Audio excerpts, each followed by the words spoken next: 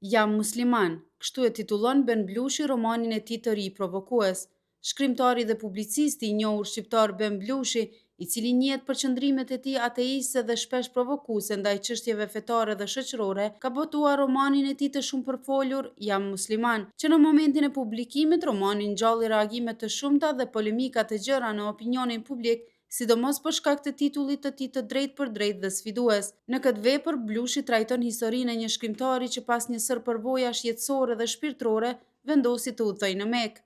Pas kësaj vizite, ai merr një vendim të papritur për t'u bërë musliman dhe këtë shpalli publikisht në rrjetet sociale me një status të thjeshtë, Jam musliman.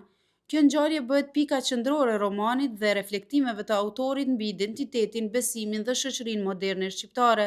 Në një deklaratë për mediat, Ben Blushi ka sqaruar se libri nuk është kundër muslimanëve, përkundrazi, ai u kushtohet muslimanëve shqiptar, të cilët sipas tij janë muslimanët më liberal të botës.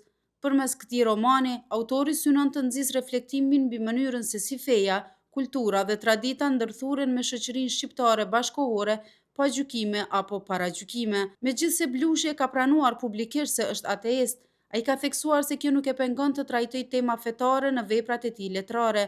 Unë jam ateist, por nuk ka asnjë fjalë që një shkrimtar nuk mund ta thotë me gojën e personazheve të vet. Kjo frazë përmbledh mënyrën se si Blushi e sheh letërsinë, si një hapësirë të lirë ku autori mund të shprehë çdo mendim, ndjenjë apo bindje, qoftë edhe përmes një këndvështrimi që nuk është i vet autorit. Blushi e përdor këtë histori për të hapur debat mbi tolerancën, lirinë individuale dhe hipokrizinë sociale, duke mbetur besnik ndaj stilit të tij provokues dhe kritik.